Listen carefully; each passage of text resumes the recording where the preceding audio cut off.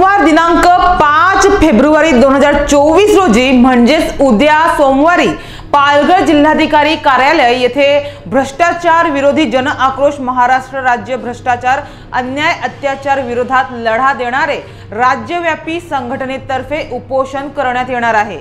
भ्रष्टाचार विरोधी जन आक्रोश महाराष्ट्र राज्य पालघर जिल्हा अध्यक्ष निखिल दत्ता राऊत यांनी हे आमरण उपोषण पुकारले आहे। 5 फेब्रुवारी रोजी सोमवारी ते आमरण उपोषणाला बसणार आहे।